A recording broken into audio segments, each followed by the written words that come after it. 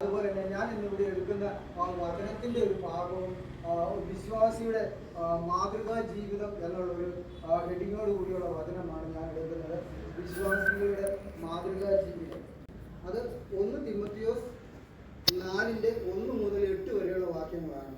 1 തിമോത്തിയോസ് 4:1 മുതൽ 8 വരെയുള്ള വാക്യങ്ങൾ. അതിൽ ഒന്നാമത്തെ വാക്യം ഇപ്രകാരം പറയുന്നു: ഒടുവിൽ സഹോദരന്മാരെ, ദൈവപ്രസാദം ലഭിക്കാൻ തക്കവണ്ണം നിങ്ങൾ എങ്ങനെ നടക്കണമെന്ന് ഞങ്ങളോട് ഗ്രഹിച്ചതുപോലെ നിങ്ങൾ നടക്കുന്നത് പോലെ തന്നെ ഇനിയും അധികം വർദ്ധിച്ചു വരേണ്ടതിന് ഞങ്ങൾ കർത്താവായി പ്രബോധിപ്പിക്കുന്നു. രണ്ടാമത്തെ വാക്യം: ഞങ്ങൾ കർത്താവായ യേശുക്രിസ്തുവിന്റെ ആജ്ഞയാൽ ഇന്ന കൽപ്പനകളെ തന്നു എന്ന് നിങ്ങൾ അറിയുന്നുവല്ലോ. മൂന്നാമത്തെ വാക്യം: ദൈവത്തിന്റെ ഇഷ്ടമോ നിങ്ങളുടെ ശുദ്ധീകരണം തന്നെ. നിങ്ങളുടെ ദുർനടപ്പ് വിട്ടൊഴിഞ്ഞ് ഓരോരുത്തൻ ദൈവത്തെ അറിയാത്ത ജാതികളെ പോലെ കാമവികാരത്തിലല്ല, വിശുദ്ധീകരണത്തിനും മാനത്തിനും താന്താന്റെ പാത്രത്തെ നേടിക്കൊള്ളട്ടെ. ആറാമത്തെ വാക്യം: ഈ കാര്യത്തിൽ ആരും അതിക്രമിക്കുകയും സഹോദരനെ ചതിക്കുകയും അരുത്.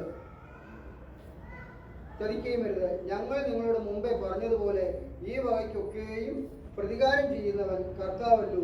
ദൈവം നമ്മെ അശുദ്ധിക്കല്ല, വിശുദ്ധിക്കത്രേ വിളിച്ചത്. എട്ടാമത്തെ വാക്യം: ആകയാൽ തുച്ഛീകരിക്കുന്നവൻ മനുഷ്യനെ അല്ല, തന്റെ പരിശുദ്ധാത്മാവിനെ നിങ്ങൾക്ക് തരുന്ന ദൈവത്തെ തന്നെ തുച്ഛീകരിക്കുന്നു. പ്രാർത്ഥിക്കാം. കർത്താവായ യേശുവേ, സ്തോത്രം. കർത്താവേ, ഹല്ലേലൂയ. അനുഗ്രഹമേ കർത്തൃ ദിവസത്തിൽ ഹല്ലേലൂയ.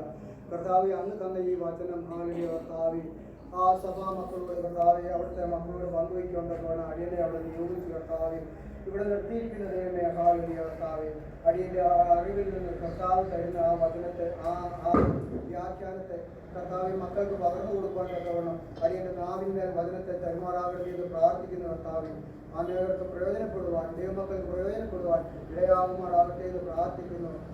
യേശുവിന്റെ നാമത്തിൽ തന്നെ ആമേൻ. ഇവിടെ ഒന്നാമത്തെ വാക്യം നമ്മൾ വായിച്ചു. ഒന്നാമത്തെ വാക്യം ഇപ്രകാരം പറയുന്നു: ഒടുവിൽ സഹോദരന്മാരെ, ദൈവപ്രസാദം ലഭിക്കാൻ തക്കവണ്ണം നിങ്ങൾ എങ്ങനെ നടക്കണം എന്ന് ഞങ്ങളോട് ഗ്രഹിച്ചതുപോലെ. അപ്പൊ അവിടെ പറയുന്നു, ഒന്നാമത്തെ വാക്യത്തിൽ പറയുന്നത് ദൈവപ്രസാദം ലഭിക്കാൻ തക്കവണ്ണം നിങ്ങൾ എങ്ങനെ നടക്കണം. ആമേൻ, സ്തോത്രം. അപ്പൊ ആ ഒന്നാമത്തെ വാക്യത്തിൽ പറയുന്നുണ്ട് ക്രിസ്തീയ ജീവിതത്തെ കുറിച്ച്, ക്രിസ്തീയ ജീവിതം എങ്ങനെ ആയിരിക്കണം എന്ന് പൗലോസ്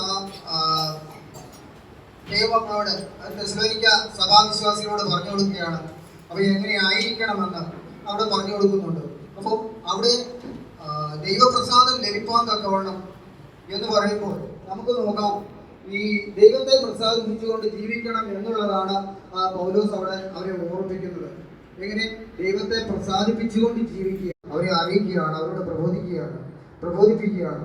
ആമേൻ, സ്തോത്രം. അപ്പൊ ദൈവത്തെ പ്രസാദിപ്പിക്കുക എന്നുള്ളൊരു സന്തോഷകരമായ കാര്യമാണ്. ഓരോരുത്തർക്കും നമുക്ക് സന്തോഷമുള്ള ഒരു കാര്യമാണ് ദൈവപ്രസാദം എന്നുള്ളത്. നമ്മുടെ പ്രാർത്ഥനയ്ക്കൊക്കെയും മറുപടി ലഭിക്കുമ്പോൾ നമുക്ക് വലിയ സന്തോഷമാണ്. അപ്പൊ അത് ദൈവമാണ് അവിടെ പ്രവർത്തിക്കുന്നത്. ദൈവത്തെ പ്രസാദിപ്പിക്കുക എന്നുള്ളത് നമ്മുടെ ഓരോരുത്തരുടെയും ഉത്തരവാദിത്തമാണ്, നമ്മുടെ ആവശ്യമാണ്, നമ്മുടെ ആഗ്രഹമാണ്, അത് നമ്മുടെ സന്തോഷമാണ്. അപ്പോൾ ഒരു വിശ്വാസിയുടെ ഏറ്റവും വലിയ ആഗ്രഹമാണ് ദൈവത്തെ പ്രസാദിപ്പിക്കുക എന്നുള്ളത്. ദൈവത്തെ പ്രസാദിപ്പിക്കുക, ദൈവത്തെ സന്തോഷിപ്പിക്കുക, അത് എങ്ങനെയായിരിക്കണം, അത് എങ്ങനെയാണ് ദൈവത്തെ നമുക്ക് പ്രസാദിപ്പിക്കാൻ സാധിക്കുന്നത് എന്ന് നമുക്കൊന്ന് നോക്കാം. അത് എങ്ങനെയാണ്? പ്രവൃത്തികൾ. നമ്മുടെ പ്രവൃത്തികളിലൂടെ നമുക്ക് ദൈവത്തെ പ്രസാദിപ്പിക്കാൻ സാധിക്കും. നമ്മുടെ പ്രവൃത്തികൾ എങ്ങനെയാണ്? നമ്മുടെ പ്രവൃത്തികളുടെ ആത്മീയ ജീവിതം എങ്ങനെയാണ്? നമ്മൾ മറ്റുള്ളവരുടെ മുൻപാകെ എങ്ങനെയാണ്? നമ്മൾ ദൈവസഭയിൽ എങ്ങനെയാണ്?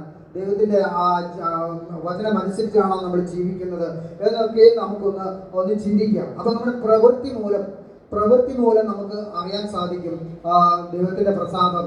നമ്മുടെ പ്രവൃത്തികൾ ദൈവത്തിന് പ്രസാദകരമാണോ? നമ്മൾ ഇത്രയും നാളും ആയിരുന്നു നമ്മുടെ പ്രവൃത്തികൾ പ്രസാദകരമായിരുന്നോ എന്ന് നമുക്കൊന്ന് നമ്മുടെ ജീവിതത്തിലേക്ക് തന്നെ ഒന്ന് ചോദിക്കാം, നമ്മോട് തന്നെ ഒന്ന് ചോദിക്കാം. എൻ്റെ ജീവിതം ദൈവഹിത പ്രകാരമായിരുന്നോ? എൻ്റെ പ്രവൃത്തികൾ ദൈവഹിത പ്രകാരമായിരുന്നോ?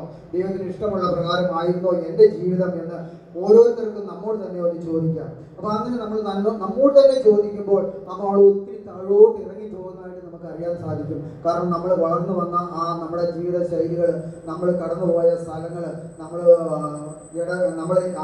ഓരോ പ്രവൃത്തികളിൽ ഏർപ്പെട്ട പ്രവൃത്തികൾ, ഇതൊക്കെ എങ്ങനെയായിരുന്നു എന്ന് നമ്മൾ പുറകോട്ട് നിന്ന് ചിന്തിക്കുമ്പോൾ, പുറകോട്ടൊന്ന് കടന്നു പോകുമ്പോൾ നമുക്ക് അറിയാൻ സാധിക്കും. നമ്മൾ ദൈവത്തിന് ഇഷ്ടമുള്ള പ്രവൃത്തികളായിരുന്നോ ചെയ്തത്, അതോ ദൈവത്തിന് ഇഷ്ടമില്ലാത്ത പ്രവൃത്തികളായിരുന്നോ, നമ്മുടെ കൂട്ടുകാരും കൂടെ എങ്ങനെയായിരുന്നു എന്നൊക്കെ നമ്മൾ പല രീതിയിൽ നമുക്കായി നമ്മൾ പിന്നോട്ട് ചിന്തിക്കുമ്പോൾ നമുക്ക് മനസ്സിലാക്കാൻ സാധിക്കും. അപ്പം നമുക്കൊരു നല്ലൊരു വീട്ടുവിചാരം ഉണ്ടാകും. കാരണം ദൈവമേ, ഞാനിപ്പോൾ ദൈവസന്നിധിയിലായിരിക്കുന്ന ഞാൻ ആ കഴിഞ്ഞ കാല ജീവിതത്തിൽ എങ്ങനെയായിരുന്നു, അയ്യോ അത് എൻ്റെ ജീവിതം ഇങ്ങനെ ആയിരുന്നോ എന്ന് നമ്മൾ ചിന്തിച്ചു പോകുന്ന അവസ്ഥയിൽ നമുക്ക് നമ്മുടെ അനുഭവത്തെ നമുക്ക് അറിയാൻ സാധിക്കും, നമ്മളൊന്ന് തിരിഞ്ഞു നോക്കുമ്പോൾ. അപ്പോൾ അതുപോലെ തന്നെ നല്ല കാലം വരുമ്പോഴാണോ നമ്മൾ ദൈവത്തെ പ്രാർത്ഥിച്ചുകൊണ്ടിരുന്നത്, ദൈവത്തോട് പ്രാർത്ഥിക്കും. ചിലപ്പോൾ നല്ല കാലം വരുമ്പോൾ നമ്മൾ ദൈവത്തെ നമ്മൾ തള്ളിക്കളയും. കാരണം നമുക്ക് സാമ്പത്തികമുണ്ട്, നമുക്ക് ആവശ്യത്തിന് കൂട്ടുകാരുണ്ട്, അല്ലെങ്കിൽ നമുക്ക് സഹായിക്കാൻ ആൾക്കാരുണ്ട് എന്നൊക്കെ വരുമ്പോൾ ചിലപ്പോൾ നമ്മൾ ദൈവത്തെ അല്പം മാറ്റി നിർത്തും. നമ്മൾ ഒരു സൈഡിലേക്ക് ദൈവത്തെ മാറ്റി നിർത്തിക്കൊണ്ട് നമ്മുടെ മോഹങ്ങളുടെ പിന്നാലെ നമ്മൾ നടക്കാറുണ്ട്. അപ്പം അങ്ങനെയായിരുന്നു, അതോ കഷ്ട ദിവസത്തിൽ നമ്മൾ ദൈവത്തെ സ്നേഹിച്ചിരുന്നോ, കർത്താവിന് കൊടുക്കേണ്ടത് നമ്മൾ കൊടുത്തിരുന്നോ എന്നൊക്കെ ഒന്ന് നമ്മൾ ചിന്തിക്കുന്നത് ഏറ്റവും നല്ലതായിരിക്കും. അതൊക്കെ ആയിരിക്കും നമ്മുടെ ദൈവത്തെ പ്രസാദിപ്പിക്കുന്നതിനുള്ള നമ്മുടെ പ്രവർത്തികൾ എന്നുള്ള ചോദ്യം. അത് ഓരോരുത്തരും ഈ ദിവസങ്ങളിൽ തന്നോട് തന്നെ ഒന്ന് ചോദിക്കുക. അങ്ങനെയെങ്കിൽ മാത്രമേ നമുക്കും ദൈവത്തിന്റെ ഹൃദയപ്രകാരമുള്ളവരാകുവാൻ സാധിക്കുകയുള്ളൂ. ആമേൻ. അങ്ങനെയെങ്കിൽ എങ്ങനെയാണ് ദൈവത്തിന്റെ ഹൃദയപ്രകാരമുള്ളവരാകുവാൻ സാധിക്കണമെങ്കിൽ നമ്മുടെ പ്രവൃത്തികൾ നല്ല രീതിയിലായിരിക്കണം, ഒരു മാതൃകയുള്ളതായിരിക്കണം. ആമേൻ, സ്തോത്രം. വിശ്വാസ ജീവിതത്തിന് യോഗ്യമല്ലാത്ത രീതിയിൽ നമുക്ക് ജീവിക്കാൻ സാധിക്കുമോ? ഒരിക്കലുമില്ല. നമ്മൾ വിശ്വാസ കോളത്തിൽ ദൈവസന്നിധിയിൽ കടന്നു വന്നു കഴിയുമ്പോൾ നമുക്ക് ഒരിക്കലും നമ്മുടെ ഇഷ്ടത്തിന് ജീവിക്കാൻ സാധിക്കില്ല. നമുക്ക് എപ്പോഴും ഒരു കടിഞ്ഞാണുണ്ട്. ആ കടിഞ്ഞാൺ നമ്മളെ പിന്നോട്ട് പിടിച്ചുകൊണ്ടിരിക്കും. നമ്മൾ ദൈവത്തിന്റെ പ്രകാരം മാത്രമേ നമുക്ക് ജീവിക്കാൻ സാധിക്കുകയുള്ളൂ. ഒരു വിശ്വാസി ഒരിക്കലും അതുപോലെ തന്നെ താല്പര്യപ്പെടുകയില്ല ഈ അവിശ്വാസിയായിട്ട് ജീവിക്കുവാനും ദൈവത്തിന് ഇഷ്ടമില്ലാത്ത രീതിയിൽ ജീവിക്കാനും ആരും താല്പര്യപ്പെടുകയില്ല എന്ന് ഞാൻ കരുതുന്നു. അങ്ങനെ ആയിരിക്കട്ടെ എന്ന് ഞാൻ പ്രാർത്ഥിക്കുന്നു. അതുപോലെ നമ്മുടെ ജീവിതം മറ്റുള്ളവർക്കൊരു മാതൃകയായിരിക്കണം. എങ്ങനെ? നമ്മുടെ ആത്മീയ ജീവിതം, ഭൗതിക ജീവിതം ഒക്കെയും നമുക്കൊരു മാതൃകയായിരിക്കണം. മറ്റുള്ളവർക്ക് പറയണം, ഇന്നയാളെ കണ്ടോ, ഇന്നയാൾ എങ്ങനെയാണ്, ഇന്നയാളുടെ ജീവിതം നോക്ക്, നല്ല ആത്മീയമായ ജീവിതമാണ്, മറ്റുള്ളവർക്ക് മാതൃകയാകുന്ന ഒരു ജീവിതമാണ് എന്നൊക്കെ പറയത്തക്ക രീതിയിലുള്ളതായ ഒരു മാതൃകാ ജീവിതം നമുക്ക് നയിക്കണം. അങ്ങനെ വേണം നമ്മുടെ പ്രവൃത്തികൾ ഉണ്ടാകാൻ. അല്ലാതെ നമ്മൾ മറ്റുള്ളവർ നമ്മളെ വിമർശിക്കുന്ന രീതിയിലുള്ള പ്രവർത്തനങ്ങളാകാൻ പാടില്ല. പലരും ചിലപ്പോൾ നമ്മുടെ പ്രവൃത്തികൾ നമ്മുടെ രീതികളും പ്രവൃത്തികളും നല്ലതായിരിക്കുമെന്ന് നമ്മൾ ചിലപ്പോൾ മനസ്സാൽ ചിന്തിക്കും. പക്ഷെ മറ്റുള്ളവർ നോക്കുമ്പോൾ എന്ത് ചുമ്മാ പറഞ്ഞിട്ട് പോയത്, എല്ലാവരും ജീവിതം കണ്ടില്ലേ എന്നുള്ള രീതിയിൽ മറ്റുള്ളവർ നമ്മളെ വിമർശിക്കാത്ത രീതിയിലുള്ളതായിരിക്കണം നമ്മുടെ ജീവിതം. അതിനായിട്ട് നമ്മുടെ പ്രവൃത്തികൾ ദൈവഹിതമുള്ള പ്രവൃത്തികൾ മാത്രം ചെയ്യുക. അതിനായിട്ട് നമ്മൾ ഒരുങ്ങുക, നമ്മുടെ ഹൃദയത്തെ കൊടുക്കുക. അതുപോലെ തന്നെ അതിന്റെ രണ്ടാമത്തെ വാക്യം പറയുന്നു, ഞങ്ങൾ കർത്താവായ യേശുവിന്റെ ആജ്ഞയാൽ ഇന്ന കൽപ്പനകളെ തന്നുവെന്ന് നിങ്ങൾ അറിയുന്നുവല്ലോ. ആമേൻ, സ്തോത്രം. അപ്പോൾ പൗലോസോടെ ക്രിസ്തീയ സഭയ്ക്കുള്ള ആത്മീയമായ നിർദ്ദേശങ്ങൾ സഭയ്ക്ക് പ്രായോഗികമായ നിർദ്ദേശങ്ങൾ സഭയ്ക്ക് കൊടുത്തുകൊണ്ടായിരുന്നു. അതിന് കൂടുതൽ പ്രാധാന്യം പൗലോസ് കൊടുത്തിരുന്നു. ക്രിസ്തീയ സഭകൾക്ക് ദൈവവിശ്വാസികൾക്ക് നമുക്കറിയാം. നമ്മൾ കഴിഞ്ഞ അധ്യായങ്ങളിലെല്ലാം നമ്മൾ സൂവിധികളെല്ലാം വായിച്ച് പഠിച്ചതാണ്, നമ്മൾ മനസ്സിലാക്കിയതാണ്. അപ്പോൾ ആ പൗലോസിന്റെ ആ പ്രവർത്തനങ്ങളെല്ലാം ക്രിസ്തീയ സഭയ്ക്ക് ആത്മീയമായതും പ്രായോഗികമായതുമായ നിർദ്ദേശങ്ങൾ പൗലോസ് സഭകൾക്ക് കൊടുത്തുകൊണ്ടിരുന്നു. അതിനാണ് പൗലോസ് പ്രാധാന്യം കൊടുത്തുകൊണ്ടിരുന്നത്. അതുപോലെ തന്നെ വിശ്വാസികൾ വിശുദ്ധ ജീവിതം നയിക്കുക, അത് ഒരു നിർബന്ധമായ കാര്യമായിരുന്നു പൗലോസിന്. വിശുദ്ധ ജീവിതം നയിക്കുക, അത് പൗലോസ് പറയുന്നുണ്ട്. അതുപോലെ തന്നെ ഞാൻ നിങ്ങളെ അറിയിച്ച സുവിശേഷം മാനുഷികമല്ല എന്ന് പറയുന്നുണ്ട്. അപ്പം പൗലോസ് അറിയിച്ച സുവിശേഷം മാനുഷികമല്ല. മനുഷ്യരിൽ നിന്ന് കേട്ടതോ മനുഷ്യരിൽ നിന്ന് പഠിച്ചതോ മനുഷ്യരിൽ നിന്ന് പ്രാപിച്ചതോ ഉള്ള അല്ല സുവിശേഷമല്ല ആ ദൈവമക്കളോട് പൗലോസ് പറഞ്ഞു കൊടുത്തത്.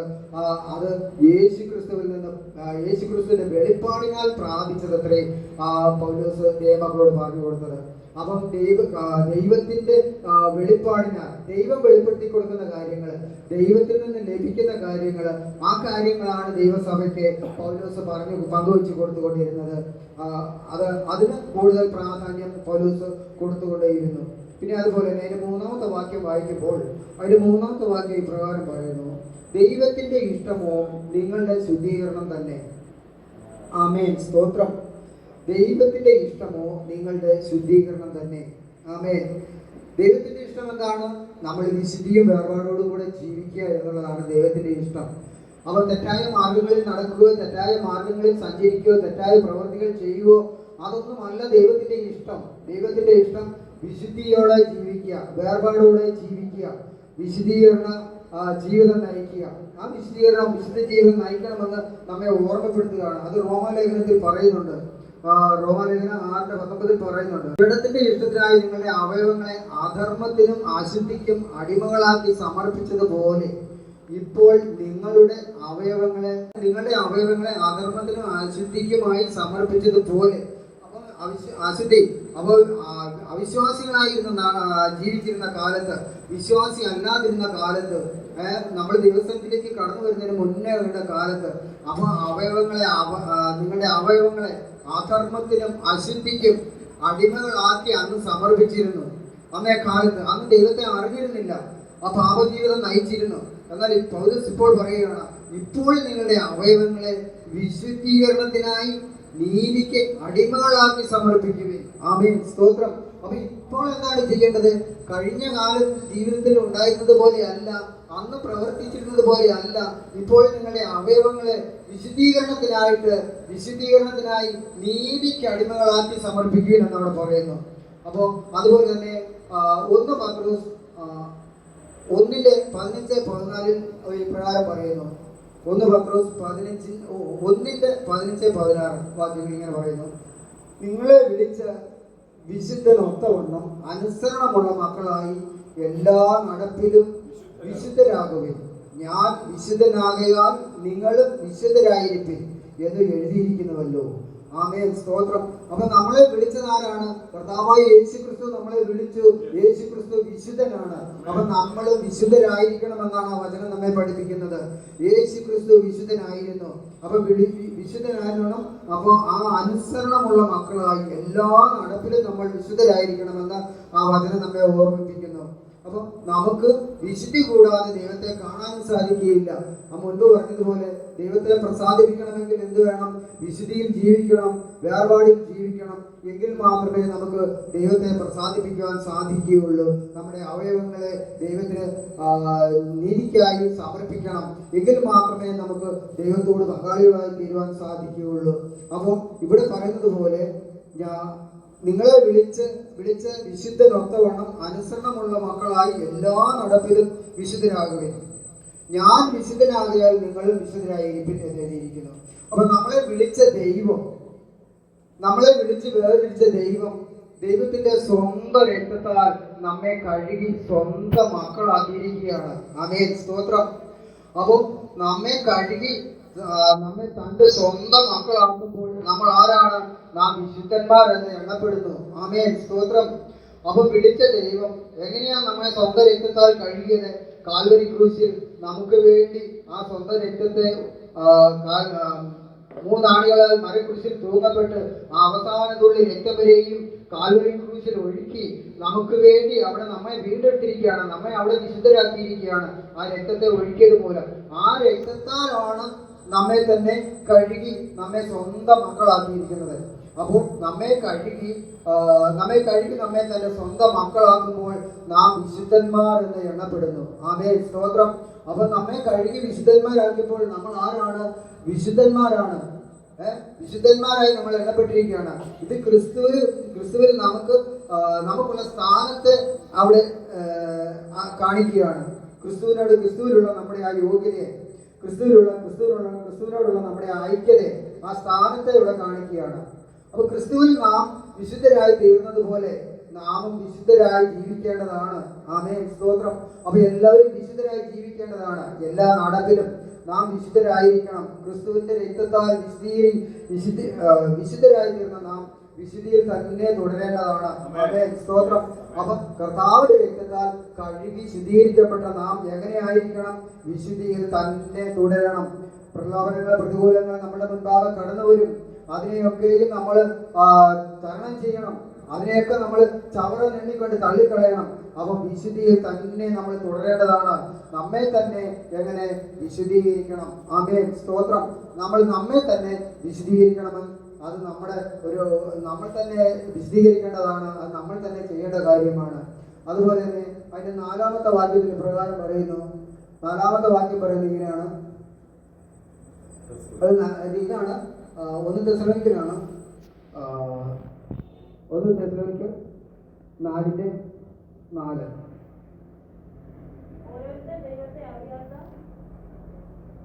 ജാതികളെ പോലെ കാമവികാരത്തിലല്ല, വിശുദ്ധീകരണത്തിലും മാനത്തിലും താന്താന്റെ പാത്രത്തെ നേടിക്കൊള്ളട്ടെ. ഇങ്ങനെ പറയുന്നത് 3-ാമത്തെ ഇങ്ങനെ പറയുന്നത്, ദൈവത്തിന്റെ ഇഷ്ടമോ നിങ്ങളുടെ വിശദീകരണം തന്നെ. നിങ്ങൾ ദുർനടപ്പ് വിട്ടൊഴിഞ്ഞ് ഓരോരുത്തൻ ദൈവത്തെ അറിയാത്ത ജാതികളെ പോലെ കാമവികാരത്തിലല്ല. എൻ്റെ 5-ാമത്തെ വാക്യം, വിശുദ്ധീകരണത്തിലും മാനത്തിലും താന്താന്റെ പാത്രത്തെ നേടിക്കൊള്ളട്ടെ. ആമേൻ, സ്തോത്രം. അപ്പോൾ 4-ാമത്തെ വാക്യത്തിൽ പറയുന്നുണ്ട് ദുർനടപ്പ്. ദുർനടപ്പ് എന്നാൽ എന്താണ്? നമ്മൾ വഴിവിട്ട ജീവിതം നയിക്കുക. നമ്മുടെ അവിടെ അത് ഒന്നുകൂടെ വ്യക്തമാകുന്നതിന് 1 കൊരിന്ത്യർ 6:18, 19, 20 വാക്യങ്ങൾ നമുക്കൊന്ന് നോക്കാം. 1 കൊരിന്ത്യർ 6:18, 19, 20 വാക്യങ്ങൾ. ദുർനടപ്പ് വിട്ടോടുവിൻ. മനുഷ്യൻ ചെയ്യുന്ന ഏത് പാപവും ശരീരത്തിന് പുറത്താകുന്നു. ദുർനടപ്പുകാരനോ സ്വന്തം ശരീരത്തിന് വിരോധമായി പാപം ചെയ്യുന്നു. ആമേൻ, സ്തോത്രം. അപ്പൊ അവിടെ ആദ്യം പറയുന്നത് എന്താണ്? മനുഷ്യൻ ചെയ്യുന്ന ഏത് പാപവും ശരീരത്തിന് പുറത്താകുന്നു. ആമേൻ, സ്തോത്രം. അപ്പൊ ശരീരത്തിന് പുറത്തുള്ള പാപം ഏതാണ്? നമ്മുടെ സംസാരം. നമ്മുടെ മറ്റേ സങ്കീർത്തനത്തിൽ പറയുന്ന പോലെ പാപികളുടെ വഴിയെ സഞ്ചരിക്കുന്നതും അവരുടെ ഇരിപ്പിടങ്ങളിൽ പോയി ഇരിക്കുന്നതും ഇതൊക്കെ നമ്മൾ ശരീരത്തിന് പുറത്തുള്ള പാപങ്ങളാണ്. പുകവലിക്കുന്നത്, അങ്ങനെ ഹാൻസ് വെക്കുന്നത്, ഇതൊക്കെ ശരീരത്തിന് പുറത്തുള്ള പാപങ്ങളാണ് എന്നവിടെ പറയുന്നു. എന്നാൽ ദുർനടപ്പുകാരനോ ശരീരത്തിന് വിരോധമായി പാപം ചെയ്യുന്നു. സ്വന്തം ശരീരത്തിന് ദുർനടപ്പുകാരനോ സ്വന്തം ശരീരത്തിന് വിരോധമായി പാപം ചെയ്യുന്നു. അങ്ങനെയാണ് സ്വന്തം ശരീരത്തിന് വിരോധമായി പാപം ചെയ്യുന്നത്. എങ്ങനെയാണ്? സ്വന്തം ശരീരത്തെ വിരോധമായി പാപം ചെയ്യുന്നത് നമ്മൾ, അതായത് സ്വന്തം ശരീരത്തെ നമ്മൾ പരസ്ത്രീ ബന്ധം എന്ന് വേണമെങ്കിൽ പറയാം. അതിനെ നമ്മൾ മനസ്സിലാക്കുന്ന രീതിയിൽ പറയുന്നത് അതാണ് ഈ ദുർനടപ്പ്. അത് നമ്മൾ ശരീരം കൊണ്ട് ചെയ്യുന്ന പാപമാണ്. അത് ശരീരത്തിന് പുറത്തുള്ളതല്ല, ശരീരം കൊണ്ട് ചെയ്യുന്ന പാപമാണ് ഈ ദുർനടപ്പ് എന്ന് പറയുന്നത്. അപ്പം അത് ശരീരത്തിന് വിരോധമായി പാപം ചെയ്യുന്നു. അപ്പൊ അതിന്റെ താഴെ പറയുന്ന 19-ാമത്തെ വാക്യത്തിൽ പറയുന്നത് എങ്ങനെയാണ്? ദൈവത്തിന്റെ ദാനമായി നിങ്ങളിൽ ഇരിക്കുന്ന പരിശുദ്ധാത്മാവിന്റെ മന്ദിരമാകുന്നു നിങ്ങളുടെ ശരീരമെന്നും നിങ്ങളെ വിലയ്ക്ക് വാങ്ങിയിരിക്കാൻ നിങ്ങൾ താന്താങ്ങൾക്കുള്ളവരല്ല എന്നും അറിയുന്നില്ലേ? ആമേൻ, സ്തോത്രം. ദൈവത്തിന്റെ ദാനമായി നിങ്ങളിൽ ഇരിക്കുന്ന പരിശുദ്ധാത്മാവിന്റെ മന്ദിരം. ആമേൻ, സ്തോത്രം. അപ്പൊ ദൈവം നമ്മളെ വീണ്ടെടുത്തു, നമ്മളെ വിളിച്ച് വേർതിരിച്ചു. അപ്പൊ ഇവിടെ വചനത്തിൽ പറയുന്നത് ദൈവത്തിന്റെ ദാനം നിങ്ങളിൽ ഇരിക്കുന്ന പരിശുദ്ധാത്മാവിന്റെ മന്ദിരമാണ് നിങ്ങളുടെ ശരീരം. അപ്പൊ ദൈവം ദാനമായി നമ്മൾക്ക് തന്നിരിക്കുന്നത് എന്താണ്? പരിശുദ്ധാത്മാവിനെ. അപ്പൊ ആ പരിശുദ്ധാത്മാവ് നമ്മുടെ ശരീരത്തിൽ ഉള്ളപ്പോൾ നമ്മുടെ ശരീരം എന്താണ്? പരിശുദ്ധ മന്ദിരമാണ്, പരിശുദ്ധാത്മാവിന്റെ മന്ദിരമാണ്. പരിശുദ്ധാത്മാവ് വസിക്കുന്ന മന്ദിരമാണ് നമ്മുടെ ശരീരം. വേദപുസ്തകത്തിൽ ആ മന്ദിരത്തെ കുറിച്ച് പറയുന്നുണ്ട്. വേദപുസ്തകത്തിൽ മന്ദിരം എന്ന് പറയുന്നത് അതിവിശുദ്ധ സ്ഥലത്തെ കുറിച്ചാണ് മന്ദിരം എന്ന് പറയുന്നത്. അതുപോലെ ദൈവത്തിന്റെ പരിശുദ്ധാത്മാവ് വസിക്കുന്ന നമ്മുടെ ഈ ശരീരവും അതിപരിശുദ്ധം തന്നെയാണ്. ആമേൻ. അപ്പൊ അത് പരിശുദ്ധമായിരിക്കണം. പരിശുദ്ധമായിട്ട് തന്നെ നമ്മളത് സൂക്ഷിക്കേണ്ടതാണ്. അപ്പം ദൈവം വസിക്കുന്ന നമ്മുടെ ഈ ശരീരം പരിശുദ്ധമാണ്. ദൈവമക്കൾ കർത്താവിന്റെ രക്തത്താൽ വിലയ്ക്ക് വാങ്ങിയിരിക്കാൻ ദൈവഹിതം പ്രകാരം മാത്രം ജീവിച്ച് നമ്മുടെ ശരീരം കൊണ്ട് ദൈവത്തെ മഹത്വപ്പെടുത്തുക എന്നാണ് അവിടെ പറയുന്നത്. അപ്പം നമുക്ക് ദൈവമക്കൾ കർത്താവിന്റെ രക്തത്താൽ വിലക്കി വാങ്ങിയിരിക്കുക, ദൈവഹിതപ്രകാരം മാത്രം ജീവിച്ച് നമ്മുടെ ശരീരം കൊണ്ട് ദൈവത്തെ മഹത്വപ്പെടുത്തുകയും. 19 വാക്യത്തിൽ പറഞ്ഞിങ്ങനെ നമ്മളിപ്പോൾ വായിച്ചത് ദൈവത്തിന്റെ ദാനമായി നിങ്ങളിൽ ഇരിക്കുന്ന പരിശുദ്ധാത്മാവിന്റെ മന്ദിരമാണ് നിങ്ങളുടെ ശരീരം. അപ്പൊ നമ്മുടെ ശരീരം ഏതാ? പരിശുദ്ധമാണ്. നേരെ വിശുദ്ധി എന്ന് പറഞ്ഞില്ല, വിശുദ്ധിയും വേർപാടിലുമായിരിക്കണമെന്ന് പറഞ്ഞിരുന്നല്ലോ. അപ്പൊ നമ്മുടെ ശരീരവും പരിശുദ്ധമാണ്, വിശുദ്ധമാണ്. വിശുദ്ധിയും വേർപാടിലും നമ്മുടെ ശരീരത്തെ സൂക്ഷിക്കുക. അപ്പൊ എന്നും നിങ്ങൾക്ക് വിലക്കി വാങ്ങിയിരിക്കാൻ നിങ്ങൾ താന്താങ്ങൾക്ക് ഉള്ളവരല്ല എന്നും അറിയുന്നില്ലയോ? അപ്പൊ നമ്മളെ ദൈവം വിലക്കി വാങ്ങിയിരിക്കുകയാണ്. കാൽവരി ക്രൂശിൽ കർത്താവിന്റെ രക്തം മറുപടിയായി കൊടുത്ത് നമ്മളെ വിലക്കി വാങ്ങിയിരിക്കുകയാണ്. നമുക്ക് അവകാശം, നമ്മുടെ ശരീരത്തിൽ നമുക്കിനി അവകാശമില്ല. നമുക്ക് അവകാശമില്ല. നമ്മുടെ ശരീരത്തിനുള്ള അവകാശം കർത്താവിനാണ്. നമ്മുടെ ശരീരം കർത്താവിനാണ്. കാരണം പരിശുദ്ധാത്മാവിന്റെ മന്ദിരമാണ് നമ്മുടെ ശരീരം. നമ്മുടെ ഈ ശരീരത്തിന് അവകാശം കർത്താവിന് മാത്രമാണുള്ളത്. ആമേൻ, സ്തോത്രം. അപ്പം ശരീരം നിങ്ങൾ താന്താങ്ങൾക്കുള്ളവർക്ക് അല്ല എന്നും അറിയുന്നില്ലയോ? ആകയാൽ നിങ്ങളുടെ ശരീരം ശരീരം കൊണ്ട് ദൈവത്തെ മഹത്വപ്പെടുത്തുകയും. എങ്ങനെയാണ് നമ്മുടെ ശരീരം കൊണ്ട് ദൈവത്തെ മഹത്വപ്പെടുത്തുന്നത്? കർത്താവിന്റെ പേരിൽ ഓരോ ഞായറാഴ്ചയും നമ്മൾ ആരാധനയ്ക്കൊക്കെ കടന്നു വരുമ്പോൾ ഇതുപോലെ മുടക്കം കൂടാതെ ആരാധനയ്ക്ക് കടന്നു വരിക. നമ്മുടെ മുൻപാകെ പല പ്രശ്നങ്ങളും, പല പ്രോഗ്രാമുകൾ, കല്യാണം, അതുപോലെ തന്നെ കയറി താമസം, ആദ്യ കുർബാന, അതുപോലെ പല പ്രശ്നങ്ങളും നമ്മുടെ മുൻപാകെ കടന്നു വരും. അപ്പൊ അതൊന്നും അതിലേക്ക് നമ്മൾ പോകാതെ നമ്മൾ ആരാധനയ്ക്ക് കടന്നു വരിക. നമ്മുടെ മനസ്സിനെ മാത്രം നമ്മൾ ആരാധനയ്ക്ക് കടത്തിവിടാൻ പറ്റുമോ? ഇല്ല. നമ്മുടെ ശരീരവുമായിട്ട് മുകളിൽ കടന്നു വന്നെങ്കിൽ മാത്രമേ നമുക്ക് മുഴുവൻ ആരാധനയിൽ പങ്കെടുക്കാൻ സാധിക്കുകയുള്ളൂ. അതുപോലെ കൺവെൻഷനുകൾ, അങ്ങനെയുള്ള സന്ദർഭങ്ങളിൽ അതിൽ കൂടുതൽ നമ്മൾ അതിൽ പ്രയോജനപ്പെടുത്തുക. അതിനുള്ള ജോലികൾ ചെയ്യുക, ഒരു പന്തലിടുക, അല്ലെങ്കിൽ കസേര നിരത്തുക. ഇതൊക്കെ നമുക്ക് ശരീരം കൊണ്ട് ദൈവത്തെ മഹത്വപ്പെടുത്തുന്ന ജോലികളാണ്. ആമേൻ, സ്തോത്രം. അതുപോലെ നമ്മൾ ആശുപത്രിയിലൊക്കെ പോയി വല്ല രോഗികളെ കാണുക, പ്രാർത്ഥിക്കുക, പ്രാർത്ഥികൾ കൊടുക്കുക. ഇതൊക്കെയും നമ്മൾ ശരീരം കൊണ്ട് ചെയ്യുന്ന ജോലികളാണ്. ശരീരം കൊണ്ട് നമുക്ക് ദൈവത്തെ മഹത്വപ്പെടുത്തുവാൻ സാധിക്കും. ആമേൻ, സ്തോത്രം. അപ്പൊ നമ്മൾ ഓരോരുത്തരും നമ്മുടെ ശരീരമാകുന്ന ഈ വിശുദ്ധ മന്ദിരത്തെ വിശുദ്ധമായിട്ട് തന്നെ സൂക്ഷിക്കുക. അതിന്റെ വിശുദ്ധി നഷ്ടപ്പെടാതെ സൂക്ഷിക്കുക. അതിനായിട്ട് ഓരോരുത്തരും നമ്മുടെ വചനത്തിൽ മുറുകെ പിടിക്കുക. ആമേൻ, സ്തോത്രം. നമുക്ക് നമ്മുടെ ഇഷ്ടത്തിന് ജീവിക്കാനുള്ള റൈറ്റ് ഇല്ല ഇപ്പോൾ. ഹല്ലേലൂയ. ആമേൻ, സ്തോത്രം. കാരണം നമ്മളെ വിലക്കി വാങ്ങിയിരിക്കുകയാണ്. കർത്താവായ യേശുക്രിസ്തു നമ്മളെ വിലക്കി വാങ്ങിയിരിക്കുകയാണ്. ആമേൻ. കാരണം നമ്മുടെ ശരീരം വിലക്കി വാങ്ങിയപ്പോൾ നമ്മുടെ ശരീരം പരിശുദ്ധമാണ്, പരിശുദ്ധാത്മാവിന്റെ മന്ദിരമാണ്. ആ ശരീരത്തെ നമുക്ക് ദുർവിനിയോഗം ചെയ്യാൻ സാധിക്കുകയില്ല. പാപത്തിന്റെ വഴികളിൽ നമുക്ക് നടക്കുവാൻ സാധ്യമല്ല. പാപത്തിന്റെ വഴികളിൽ നമുക്കിനി അനുവദിച്ചിട്ടുള്ളതല്ല. ആമേൻ, സ്തോത്രം. അപ്പൊ പാപത്തിൽ നമ്മൾ പിന്മാറുക. പാപത്തിന്റെ വഴികൾ നമുക്കിനി അനുവദനീയമല്ല. കാരണം നമ്മുടെ ശരീരം പരിശുദ്ധമാണ്, ദൈവത്തിന്റെ മന്ദിരമാണ്. അപ്പൊ ദൈവത്തെ അറിയാത്ത ജാതികളെ പോലെ കാമവികാരത്തിലല്ല എന്നവിടെ പറയുന്നുണ്ട്. കാരണം ഇന്ന് നമുക്ക് പലയിടത്തും കാണാൻ സാധിക്കും.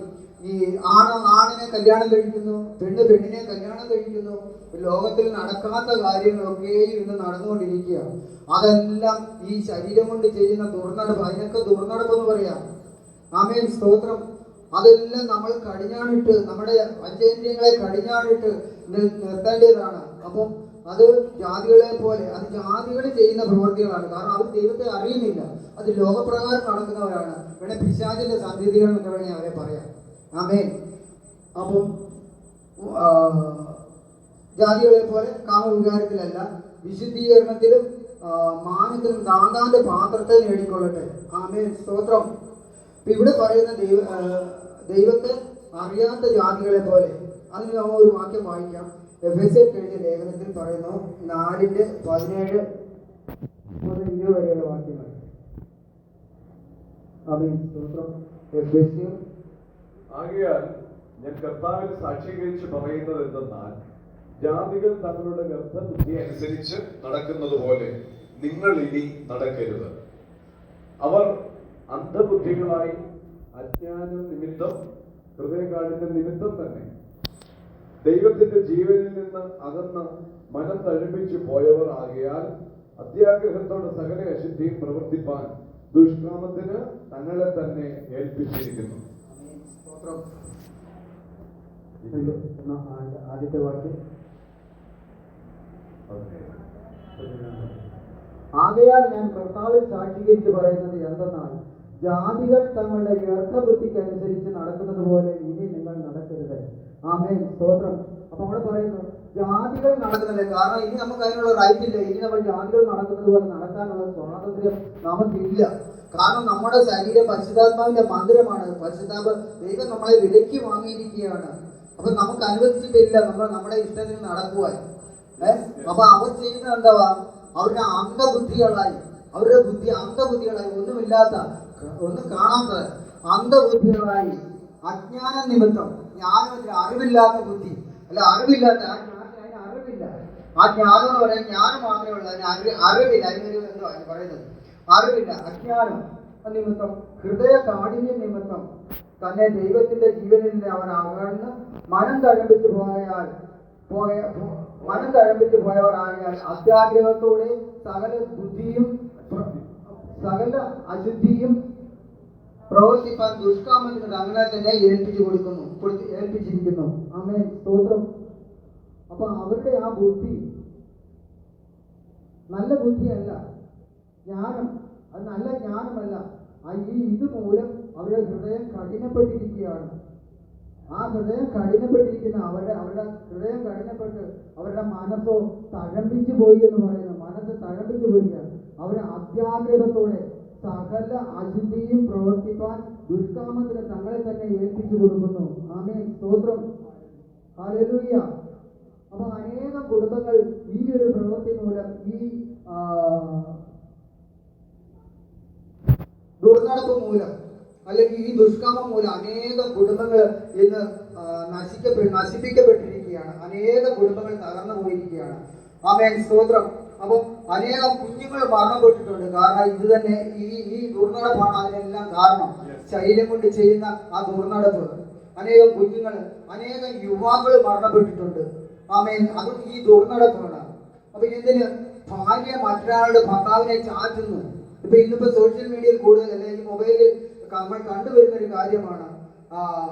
ഒരു വ്യക്തിയുടെ ഭാര്യയായിരിക്കുന്ന ഒരു സ്ത്രീ മറ്റൊരു ഒരാളുടെ ഭർത്താവിനെ ചാറ്റ് ചെയ്യുന്നു. അപ്പൊ ഭാര്യ ഭർത്താവിനെ ചാറ്റ് ചെയ്യുന്നു, ഭർത്താവ് ഭാര്യയെ ചാറ്റ് ചെയ്യുന്നു. രണ്ട് കുടുംബങ്ങൾ തമ്മിൽ അവിടെ നാശത്തിലേക്ക് കടന്നു പോകുന്ന ഒരു സാഹചര്യം അവിടെ കടന്നു വരികയാണ്. ആമേൻ, സ്തോത്രം. അനേകം കുടുംബങ്ങൾ അങ്ങനെ നശിക്കപ്പെടുന്നു. അപ്പൊ ഇങ്ങനെ പരസ്പരം അങ്ങോട്ടും ഇങ്ങോട്ടും ഈ മൊബൈൽ വഴി ചാറ്റി, അപ്പൊ അത് ചാറ്റ് മുറുകുന്നു. കാരണം അത് കൂടുതൽ വർദ്ധിച്ചു വരികയാണ്. അവർക്ക് പിന്നെ ഒരു ഭയമില്ല. അവർക്ക് ഓരോ ദിവസവും ഇവരെ വിളിച്ച് സംസാരിക്കാതെ അവർക്ക് ഉറക്കം വരാത്ത സാഹചര്യം കടന്നു വരുന്നു. അപ്പൊ അവർ തമ്മിൽ വീണ്ടും മൊബൈലിലൂടെ പരസ്പരം ചാറ്റി ബന്ധപ്പെടുന്നു. അങ്ങനെ അവർ ഒരു സുപ്രഭാതത്തിൽ ഇവരെ വിട്ട് ഓടിപ്പോകുന്ന ഒരു സാഹചര്യം പലയിടത്തും ഉണ്ടായിട്ടുണ്ട്. നമ്മൾ കണ്ടുകൊണ്ടിരിക്കുന്ന ഒരു സംഗതിയാണ്. കാരണം ഒന്നും രണ്ടും കുട്ടികളുള്ളവര് ആ കുട്ടികളെയും ഭർത്താവിനെയും ഇട്ടിച്ച് മറ്റൊരു ഭർത്താവിന്റെ കൂടെ അവരുടെ കുട്ടികളെയും ഭാര്യയെ ഇട്ടിച്ചു നിൽക്കുന്ന അവരുടെ കൂടെ ഓടിപ്പോവുകയാണ്. അപ്പൊ അതുപോലെ തന്നെ തിരിച്ചും മറിച്ചും അങ്ങോട്ടും ഇങ്ങോട്ടും ഓടിപ്പോകുന്ന ഒരു സാഹചര്യം ഇന്ന് ഈ കാലഘട്ടത്തിൽ കൂടുതൽ നമുക്ക് പറയേണ്ട കാര്യമില്ല, അറിയാവുന്ന ഒരു കാര്യമാണ്. നമ്മൾ പത്രമാധ്യമങ്ങളിലൂടെ നമ്മൾ അറിഞ്ഞിരിക്കുന്ന ഒരു കാര്യമാണ്. ആമേൻ, സ്തോത്രം. എന്തിന് അവർ അങ്ങനെ ഓടിപ്പോയി 2-3 മാസം കഴിയുമ്പോൾ അവർ തമ്മിൽ അടിയായി തല്ലി പിരിഞ്ഞ് വീണ്ടും രണ്ട് വഴിയെ തിരിയുകയാണ്. അപ്പം രണ്ട് കുടുംബങ്ങൾ അവിടെ ഒന്നുമല്ലാതെ ആകുകയാണ്, നഷ്ടപ്പെട്ടു പോവുകയാണ്.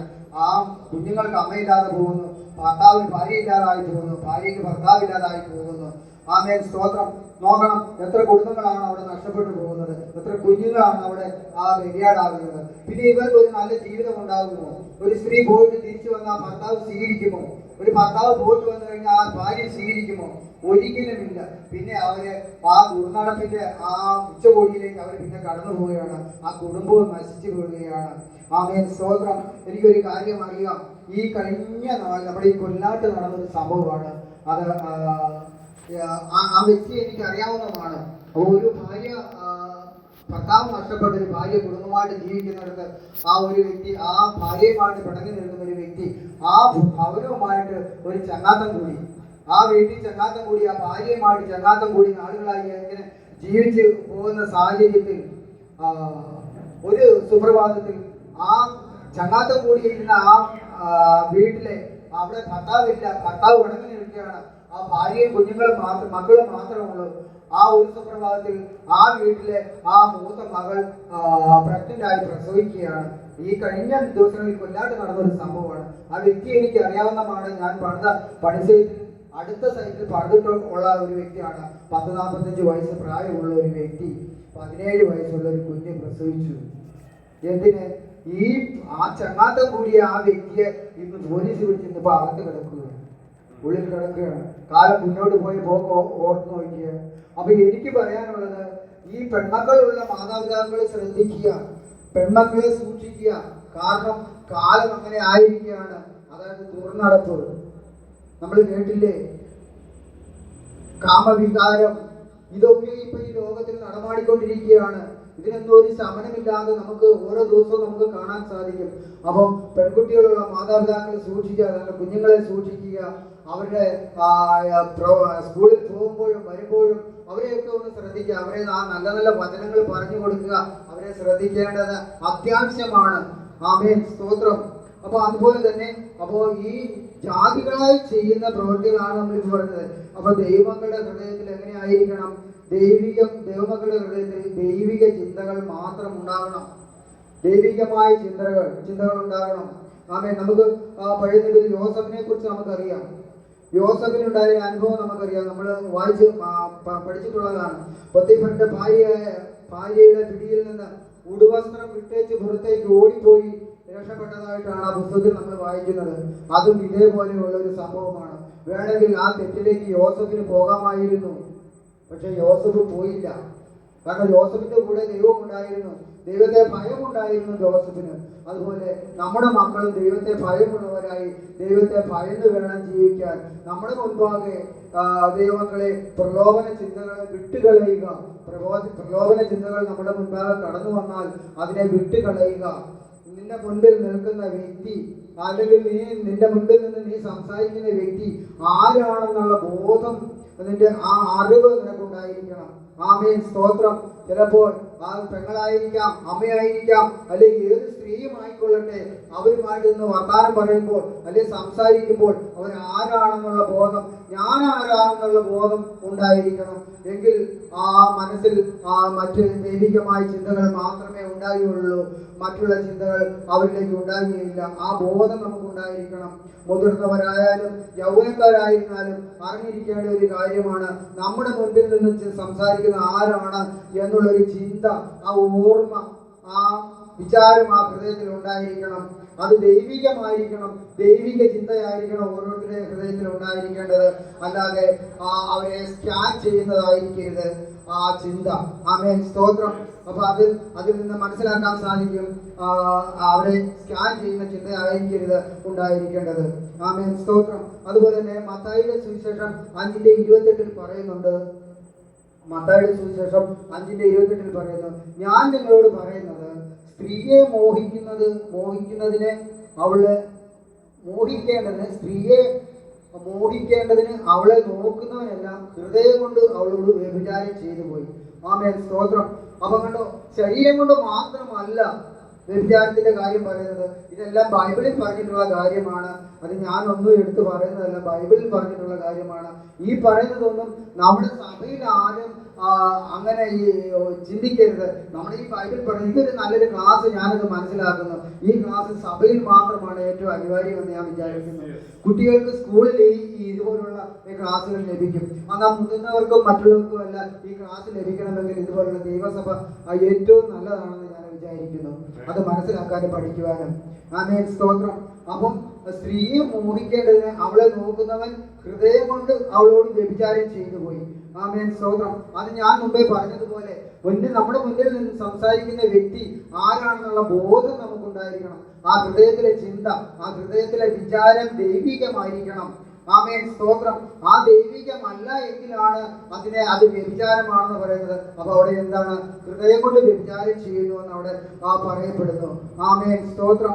അപ്പൊ പാപത്തിൽ നമുക്ക് എത്രത്തോളം പാപത്തോട് അടുത്ത് നിൽക്കാൻ കഴിയുമെന്ന് ശ്രമിച്ചു നോക്കരുത്. അതിന് താഴെ പറയുന്നതാണ്, പാപം ചെയ്യാതെ നമുക്ക് എത്രത്തോളം പാപത്തോട് അടുത്ത് നിൽക്കാൻ കഴിയുമെന്ന് ശ്രമിച്ചു നോക്കരുത്. ആമേൻ സ്തോത്രം. ഞാൻ വിശ്വാസിയാണ്, എന്നിൽ പാപമില്ല, എന്നെ തന്നെ കൺട്രോൾ ചെയ്യാൻ സാധിക്കും എന്നുള്ള ചിന്തയോടുകൂടി പാപ സ്വഭാവങ്ങൾക്കും പാപ രീതികളിലും അടുത്തുപോയി നിൽക്കരുതെന്നാണ് അവിടെ പറയുന്നത്. അതോട് അടുത്ത് നിൽക്കാൻ ശ്രമിക്കരുതെന്ന് പറയുന്നു. കഴിവതും അതിൽ നിന്ന് പരമമായി അകന്നു നിൽക്കാൻ ശ്രമിക്കുക. ആമേൻ സ്തോത്രം. അതിൽ നിന്ന് അകന്നു നിൽക്കാൻ ശ്രമിക്കുക. ആമേൻ. ഇനി നമ്മൾ തെസ്സലോനിക്ക ലേഖനത്തിലേക്ക് വരുമ്പോൾ അത് തുടർന്ന് വായിക്കുമ്പോൾ അവിടെ പറയുന്നു, വിശുദ്ധീകരണത്തിനും മാനത്തിനും താന്താന്റെ പാത്രത്തെ നേടിക്കൊള്ളട്ടെ. ആമേൻ സ്തോത്രം. താന്താന്റെ പാത്രത്തെ നേടിക്കൊള്ളട്ടെ. താന്താന്റെ പാത്രം എന്ന് പറയുന്നത് എന്താണ്? ഒരു വ്യക്തിയിൽ പരിശുദ്ധാത്മാവ് വസിക്കുന്നു. ആമേൻ സ്തോത്രം. ഈ പരിശുദ്ധാത്മാവ് വസിക്കുവാൻ ഒരു ശരീരം ആവശ്യമാണ്. നമ്മുടെ ശരീരത്തിൽ എന്താ? പരിശുദ്ധാത്മാവ് വസിക്കുന്നുണ്ട്. അപ്പൊ പരിശുദ്ധാത്മാവിന് വസിക്കാനുള്ള ഒരു ഇടമാണ് നമ്മുടെ ശരീരം. എന്തായാലും നമ്മൾ വാങ്ങിച്ച സാധനങ്ങൾ ഇട്ടുവയ്ക്കാൻ ഒരു പാത്രം ആവശ്യമാണ്. അപ്പൊ അത് ആ പാത്രത്തോട് അത് ഉപമിച്ച് പറഞ്ഞിരിക്കുകയാണ്. അപ്പൊ ആ പാത്രം, താന്താന്റെ പാത്രത്തെ സൂക്ഷിച്ചു കൊള്ളട്ടെ എന്ന് ഇവിടെ പറയുന്നുണ്ട്. അപ്പം നമ്മള് പരിശുദ്ധാത്മാവിന്റെ മന്ദിരമായി ആയിരിക്കുന്ന നമ്മൾ, പരിശുദ്ധാത്മാവ് വസിക്കുന്ന നമ്മുടെ ശരീരം, അത് ആ പാത്രത്തോട് ഉപമിച്ചിരിക്കുകയാണ്. അപ്പം ആ ശരീരത്തെ നിയന്ത്രിക്കരുതെന്നാണ് അവിടെ പറഞ്ഞത്. ആമേൻ സ്തോത്രം. അല്ലെ പാത്രത്തെ നിയന്ത്രിക്കരുത്. അതങ്ങനെയാണ് പറയുന്നത്. ആത്മാവ് കൊണ്ട് വസിക്കുന്ന പാത്രമാണ് ശരീരം. അതുകൊണ്ട് ആ പാത്രം തന്നെ നിയന്ത്രിക്കാതെ അതിനെ നിയന്ത്രിക്കുവാൻ ആ വ്യക്തി പഠിക്കണം. ആമേൻ സ്തോത്രം. അപ്പൊ ശരീരം കൊണ്ട് തന്നെ നിയന്ത്രിക്കാതെ നമ്മളിലുള്ള പരിശുദ്ധാത്മാവിന്റെ നിയോഗത്താൽ നമ്മുടെ ശരീരത്തെ നിയന്ത്രിക്കുവാൻ നാം പഠിക്കണം. ആമേൻ സ്തോത്രം. കാരണം നമ്മുടെ ശരീരം പരിശുദ്ധാത്മാവിന്റെ മന്ദിരമാണ്. അത് അശുദ്ധമല്ല, അത് വിശുദ്ധമാണ്. അത് ദൈവം വിലയ്ക്ക് വാങ്ങിയിരിക്കുന്നതാണ് നമ്മുടെ ശരീരം. അപ്പൊ അത് എത്രത്തോളം വിശുദ്ധമായി സൂക്ഷിക്കാൻ നമുക്ക് സാധിക്കുമോ അത്രത്തോളം അതിനെ വിശുദ്ധമായി സൂക്ഷിക്കുക. Amen hallelujah.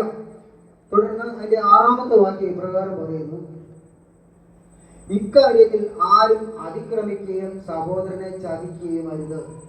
ആമേൻ സ്തോത്രം. ഇക്കാര്യത്താൽ എന്ത് കാര്യം? മേൽ പറഞ്ഞ കാര്യം തന്നെ. ഈ ദുർനടപ്പോട് സഹോദരനെ ചതിക്കരുതെന്ന്. അതായത് ചാറ്റുന്ന കാര്യം ഞാൻ പറഞ്ഞില്ലേ, അത് തന്നെയാണ് സഹോദരനെ ചതിക്കുക എന്ന് നമ്മൾ ഉദ്ദേശിക്കുന്നത്. അപ്പം ഈ കാരണത്താൽ ഈ കാര്യത്തിൽ ആരും അതിക്രമിക്കുകയും സഹോദരനെ ചതിക്കുകയും അരുത്. ആമേൻ സ്തോത്രം. അവിടെ പറയുന്നത് ഈ ദുർനടപ്പ് തന്നെ. ഇക്കാര്യം എന്ന് പറയുന്നത് ഈ വ്യഭിചാരം തന്നെയല്ലേ, ദുർനടപ്പ് തന്നെ. അതിൽ ഏർപ്പെടുന്നവർ മാത്രമല്ല, അവിടെ വന്നിട്ട് അത് ഏർപ്പെടുന്നവർ മാത്രമല്ല, അവരുടെ ജീവിത പങ്കാളികളെയും അത് ബാധിക്കുന്നു. ആമേൻ സ്തോത്രം. അപ്പൊ ഈ തെറ്റായി നടക്കുന്നവര്, ഈ ദുർനടപ്പിൽ നടക്കുന്നവരുടെ ആ ഭാര്യമാരോ അല്ലെ ഭർത്താക്കന്മാരോ ആ തെറ്റ് അവരെയും ബാധിക്കുന്നു എന്ന് പറയുന്നു. അപ്പൊ അവരെയും ആ തെറ്റ് ബാധിക്കുന്നുണ്ട്. കാരണം അവർ ചിന്തിക്കാം, ഒരു തമ്മിൽ ഒരു പ്രശ്നമോ എന്തെങ്കിലും ഉണ്ടാകുമ്പോൾ നിങ്ങൾക്കാകാമെങ്കിൽ എനിക്കാകാൻ മേലെ എന്നുള്ളൊരു ചിന്ത അവിടെ വരും. അപ്പൊ അവിടെ ഒരു കുടുംബം നശിച്ചു പോവുകയാണ്. അപ്പോൾ ആ ചിന്ത ജീവിത പങ്കാളിയെ തെറ്റായി ബാധിക്കും. ആമേൻ. ആ പ്രവർത്തനങ്ങളിൽ അവരെയും വഴിതെറ്റിക്കാൻ സാധിക്കുന്നുണ്ട്. ആമേൻ സ്തോത്രം. അപ്പൊ അതിന് നമ്മൾ ദുർനടപ്പിൽ നിന്ന് വിട്ടൊഴിഞ്ഞ് സൂക്ഷിക്കുക. പിന്നെ അതിക്രമിക്കുകയും സഹോദരനെ ചതിക്കുകയും അരുത്. അതിക്രമിക്കുക എന്ന് പറഞ്ഞാൽ അതിര് കടക്കുക എന്നുള്ളതാണ്. അതിര് കടക്കുക. പുറപ്പാട് പുസ്തകം 20:16-17 വാക്യങ്ങളിൽ ഇങ്ങനെ പറയുന്നുണ്ട്. പുറപ്പാട് പുസ്തകം 20:16-17 വാക്യങ്ങളിൽ ഇപ്രകാരം പറയുന്നു, കൂട്ടുകാരന്റെ നേരെ കള്ളസാക്ഷ്യം പറയരുത്. ആമേൻ സ്തോത്രം. അപ്പൊ കൂട്ടുകാരന്റെ വീട്ടിൽ പോയിരുന്ന് കൂട്ടുകാരനുമായിട്ട് ഒന്നിച്ച് നടന്ന് അല്ലെങ്കിൽ കൂട്ടുകാരനുമായിട്ട് ഒന്നിച്ച് മദ്യപിച്ച് അങ്ങനെയൊക്കെ നടക്കുന്ന ഒരു വ്യക്തി കൂട്ടുകാരന്റെ വീട്ടിൽ കൂടിയിരുന്ന് ചതിക്കരുത്, കൂട്ടുകാരനെ വീട്ടിൽ അതിക്രമിച്ച് കയറരുത്, കൂട്ടുകാരനെ കള്ളസാക്ഷി പറയരുത്, കൂട്ടുകാരനെ ചതിക്കരുത് എന്ന് പറയുന്നുണ്ട്. അപ്പൊ അതിന്റെ അടുത്ത ഭാഗം പറയുന്നത് കൂട്ടുകാരന്റെ ഭവനത്തെ മോഹിക്കരുത്. ആമേൻ, സ്തോത്രം. അപ്പൊ കൂട്ടുകാരന്റെ ഭവനത്തെ മോഹിക്കരുത്. പിന്നെ പറയുന്നത് കൂട്ടുകാരന്റെ ഭാര്യയെയും അവന്റെ ദാസനെയും ദാസിയെയും കാളയെയും കഴുതയെയും കൂട്ടുകാരനുള്ള യാതൊന്നിനെയും മോഹിക്കരുത്. ആമേൻ, സ്തോത്രം. അപ്പൊ അതാണ് അവിടെ പറയുന്നത്, കൂട്ടുകാരനെ ചതിക്കരുത് എന്ന് പറയുന്നതിന്റെ അർത്ഥമാണത്. അതിന്റെ പൊരുളാണ് അവിടെ നമ്മൾ താഴെ വായിച്ചത്. കൂട്ടുകാരനെ എങ്ങനെയാണ് ചതിക്കുന്നത്? അവന്റെ ജീവിതത്തിൽ അതിക്രമിച്ച് കടക്കരുത് എന്ന് പറയുന്നുണ്ട്. അപ്പൊ കൂട്ടുകാരന്റെ നേരെ കള്ളസാക്ഷ്യം പറയരുത്, കൂട്ടുകാരന്റെ ഭവനത്തെ മോഹിക്കരുത്, കൂട്ടുകാരന്റെ ഭാര്യയെയും അവന്റെ ദാസനെയോ ദാസിയെയോ കാളയെയോ കഴുതയെയോ കൂട്ടുകാരനുള്ള യാതൊന്നിനെയും അവന്റെ ഒരു വസ്തുവകളെയോ മോഹിക്കരുതെന്ന് അവിടെ പറയുന്നുണ്ട്. പൗലോസ് അവരോട് പറഞ്ഞു കൊടുക്കുകയാണ് തെസ്സലോനിക്യ ലേഖനത്തിൽ. ആമേൻ, സ്തോത്രം. ഈ വക തെറ്റുകൾക്ക് പ്രതിഫലം കൊടുക്കുന്നത് ആര്? കർത്താവായ യേശു ക്രിസ്തു. അപ്പൊ ഈ വക തെറ്റുകൾക്കെല്ലാം പ്രതിഫലം കൊടുക്കുന്നത് കർത്താവായ യേശു ക്രിസ്തുവാണ്. അതുകൊണ്ട് ദുർനടപ്പിലേക്ക് പോകാതെ, തെറ്റുകളിലേക്ക് പോകാതെ നല്ല രീതിയിൽ ജീവിക്കുക. ആമേൻ, സ്തോത്രം. അതിന്റെ 7-ാം വാക്യം നമുക്കൊന്ന് വായിക്കാം. 7-ാം വാക്യം, ദൈവം നമ്മെ അശുദ്ധിക്കല്ല വിശുദ്ധീകരണത്തിനത്രേ വിളിച്ചിരിക്കുന്നു. ആമേൻ, സ്തോത്രം. അപ്പൊ ദൈവം നമ്മളെ വിളിച്ചിരിക്കുന്നതിന് അശുദ്ധിക്കല്ല, ദുർനടപ്പിനല്ല, വിശുദ്ധമായിട്ട് ജീവിക്കുവാൻ. അശുദ്ധിക്കല്ല, വിശുദ്ധീകരണത്തിനാണ് ദൈവം നമ്മെ വിളിച്ചിരിക്കുന്നത്. ആമേൻ. 1 പത്രോസ് 1:15 പറയുന്നുണ്ട്, നിങ്ങളെ വിളിച്ച വിശുദ്ധൻ ഒത്തവണ്ണം അനുസരണമുള്ള മക്കളായി എല്ലാ നടപ്പിലും വിശുദ്ധരായിരിക്കുവിൻ. ആമേൻ, സ്തോത്രം. നമ്മളെ വിളിച്ചത് എന്തിനാണ്? ഇങ്ങനെ ദുർനടപ്പിനാണോ? അല്ല, ദൈവമക്കളായി കർത്താവിന്റെ മക്കളാക്കിയിരിക്കുകയാണ്. ദൈവം നമ്മളെ വിലക്കെടുത്തിരിക്കുകയാണ്. നമ്മുടെ ശരീരത്തിന് നമ്മൾക്കിനി അവകാശമില്ല. അപ്പോൾ ദൈവത്തിലെ ഒത്തവണ്ണം, ആ വിശുദ്ധിക്ക് ഒത്തവണ്ണം അനുസരണമുള്ള മക്കളായി എല്ലാ നടപ്പിലും വിശുദ്ധരാകുവിനെന്നാണ് അവിടെ പറയുന്നത്. ആമേൻ. അപ്പോൾ വിശുദ്ധ ജീവിതം നയിക്കുക. അതിന്റെ 8-ാമത്തെ വാക്യത്തിൽ ഇപ്രകാരം പറയുന്നു. 8-ാമത്തെ വാക്യം, ആകയാൽ തുച്ഛീകരിക്കുന്നവൻ മനുഷ്യനെ അല്ല, തന്റെ പരിശുദ്ധാത്മാവിനെ നിനക്ക് തരുന്ന ദൈവത്തെ തന്നെ തുച്ഛീകരിക്കുന്നു. ആമേൻ, സ്തോത്രം. അപ്പൊ 8-ാമത്തെ വാക്യം, ഇവിടെ നമ്മെ തന്നെ കുറ്റം പറയുന്നവരും നമ്മെ കളിയാക്കുന്നവരും ഒക്കെ കാണും. നമ്മുടെ പ്രവൃത്തി ശരിയല്ല, നമ്മുടെ നോട്ടം ശരിയല്ല, നമ്മുടെ ജീവിത ശൈലി ശരിയല്ല എന്നൊക്കെ പറയുന്നവർ കാണും. നമ്മെ തന്നെ കുറ്റപ്പെടുത്തുന്നവരും കളിയാക്കുന്നവരും ഒക്കെ കാണും. പക്ഷെ അവർ കളിയാക്കുന്നതോ അവർ കുറ്റം പറയുന്നതോ നമ്മെ അല്ല, ദൈവത്തെയാണ്. കാരണം നമ്മള് ദൈവം വിലക്കെടുത്തിരിക്കുകയാണ്, നമ്മൾ ദൈവത്തിന്റെ മക്കളാണ്. ആമേൻ, സ്തോത്രം. നമ്മിലേക്ക് പരിശുദ്ധാത്മാവിനെ തന്ന ദൈവത്തെയാണ് അവർ കളിയാക്കുന്നത്, അല്ലെ പരിഹസിക്കുന്നത്, നിന്ദിക്കുന്നത്. എല്ലാം ആരെയാണ്? നമ്മിലേക്ക് പരിശുദ്ധാത്മാവിനെ പകർന്നത് ദൈവത്തെയാണ് അവർ നിശ്ചയിക്കുന്നത്. അതുപോലെ തന്നെ നമ്മൾ നേരത്തെ വായിച്ച വചനത്തിൽ പറയുന്നുണ്ട്. 1 കൊരിന്ത്യർ 6:19 പറയുന്നു, ദൈവത്തിന്റെ ദാനമായി നിങ്ങളിൽ ഇരിക്കുന്ന പരിശുദ്ധാത്മാവിന്റെ മന്ദിരമാകുന്ന നിങ്ങളുടെ ശരീരം എന്നും നിങ്ങളെ വിലയ്ക്ക് വാങ്ങിയിരിക്കുവാൻ നിങ്ങൾ താങ്ങൾക്കുള്ളവരല്ല. ആമേൻ, സ്തോത്രം. അപ്പോൾ ഒന്ന് ഓർക്കുക, ദൈവം നമ്മളെ വിലയ്ക്ക് വാങ്ങിച്ചിരിക്കുകയാണ്, വില കൊടുത്ത് വാങ്ങിച്ചിരിക്കുകയാണ്. ദൈവത്തിന്റെ രക്തം മറുപടിയായി കൊടുത്ത് നമ്മളെ വിലയ്ക്ക് വാങ്ങിച്ചിരിക്കുകയാണ്. ഇനി നമ്മുടെ ശരീരത്തിൽ നമുക്ക് അവകാശമില്ല, നമ്മുടെ ഇഷ്ടമുള്ള രീതിയിൽ നമുക്ക് ജീവിക്കാൻ നമുക്ക് അവകാശമില്ല. അത് ദൈവഹിതപ്രകാരം ദൈവം പറയുന്നത്, ദൈവം നമുക്ക് തരുന്ന വെളിപ്പാടനുസരിച്ച്, ദൈവം തരുന്ന നിർദ്ദേശം അനുസരിച്ച് മാത്രമേ നമുക്ക് ജീവിക്കാൻ സാധിക്കുകയുള്ളൂ. ആമേൻ, സ്തോത്രം.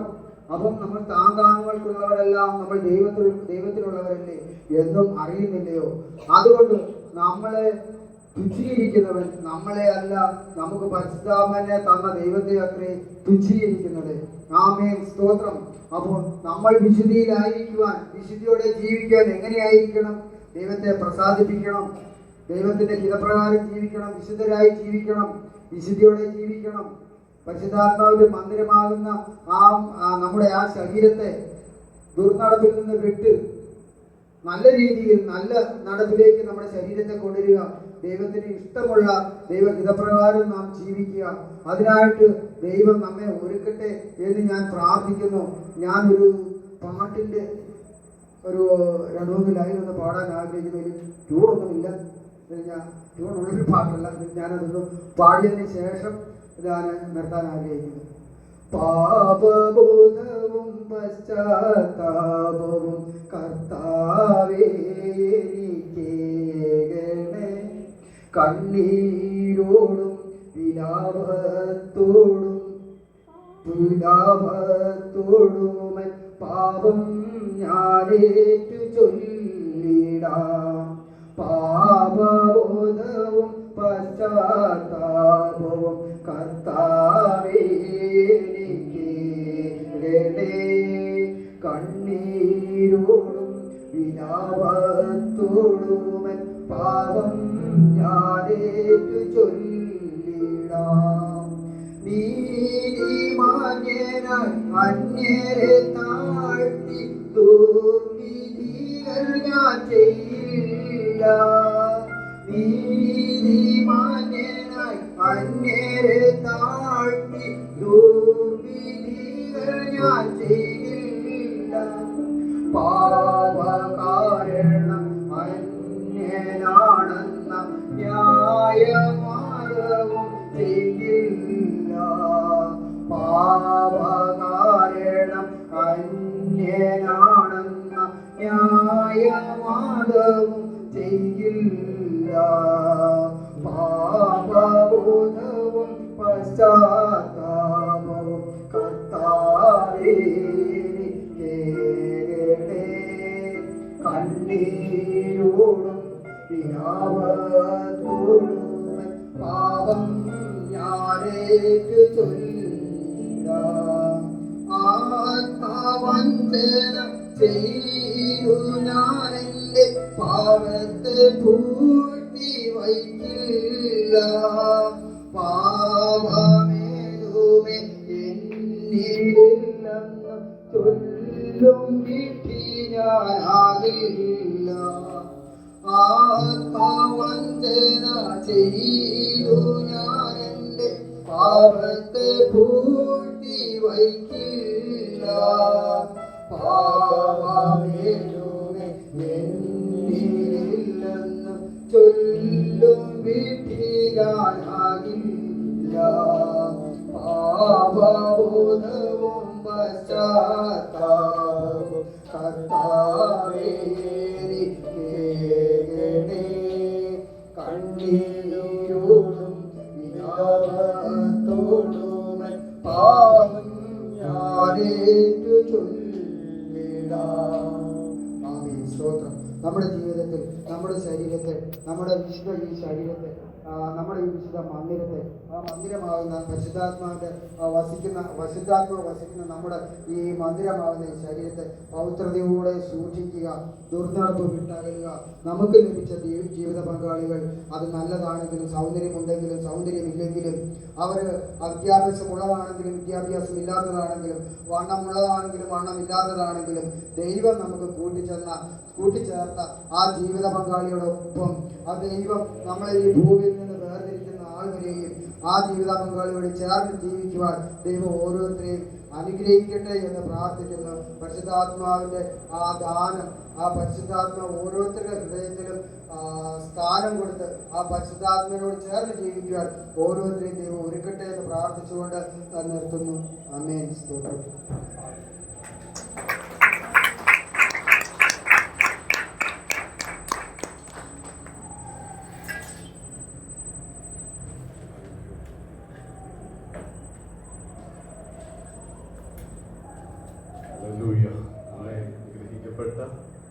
വളരെ അനുഗ്രഹിക്കപ്പെട്ട സന്ദേശമായിരുന്നു. ഞാൻ ദൈവത്തിന് നന്ദി പറയുന്നു. ഈ 1 തെസ്സലോനിക്കൻ ലേഖനം 1-ാം അധ്യായം അതിന്റെ 12 വരെയുള്ള വാക്യങ്ങൾ സഭയായി എടുക്കപ്പെടേണ്ട മണവാട്ടിമാർ എങ്ങനെയായിരിക്കണം അതിനൊരു ഹെഡിങ്ങും ഉണ്ട്. പൗലോസ് കൊടുത്തിട്ടുണ്ട്, വിശുദ്ധിയിൽ വളരുക. അവിടെ ജോർജൻ ദൈവത്തെ എങ്ങനെ പ്രസാദിപ്പിക്കുന്നവരായി തീരാം എന്നുള്ള തലക്കെട്ടോടുകൂടിയാണ് തുടങ്ങിയത്. വിശുദ്ധിയിൽ വളരുക എന്നുള്ള പ്രധാന തലക്കെട്ട് ഞാൻ ഒരു പ്രാവശ്യം കൂടെ ആവർത്തിച്ച് ഞാൻ ഉന്നയിക്കുക. ഈ പറഞ്ഞ പോയിന്റുകൾ ഒന്നുകൂടെ റിവൈൻഡ് ചെയ്യാൻ പറ്റുമോ? നമുക്ക് പറയാം. ഒന്നാമത്തെ പോയിന്റ്, നമ്മുടെ പ്രവൃത്തികൾ മൂലം അല്ലേ, നമ്മുടെ പ്രവൃത്തികൾ മൂലം നാം പിൻപോട്ട് ഒന്ന് ചിന്തിക്കണം. ഇന്നലകളിലെ നമ്മുടെ വഴികളെ കുറിച്ച് നമ്മളൊന്ന് ചിന്തിക്കണം. ഇവിടെ നമ്മുടെ ജീവിതം ഒരു മാതൃകയായിരിക്കണം. അങ്ങനെയാണ് പൗലോസ് നമ്മളെ ഓർമ്മിപ്പിക്കുന്നത്. നമ്മുടെ ജീവിതം ഒരു മാതൃക ജീവിതമായിരിക്കണം. 3, നമ്മുടെ ശുദ്ധീകരണം. അതിനെക്കുറിച്ച് വളരെ നന്നായിട്ട് ജോർജാനെ ഓർമ്മിപ്പിച്ചു. 4ാമത്തെ പോയിന്റ് ദുർനടപ്പ് വിട്ട് ഓടുക. 5ാമത്തെ പോയിന്റ് തുറന്നടപ്പിന്റെ കുറെ കാര്യങ്ങൾ ഇങ്ങനെ വന്നപ്പോഴത്തേക്ക് ഇങ്ങനെ മൊബൈൽ ചാറ്റിന്റെ കാര്യത്തെ കുറിച്ച് പറഞ്ഞു അല്ലേ.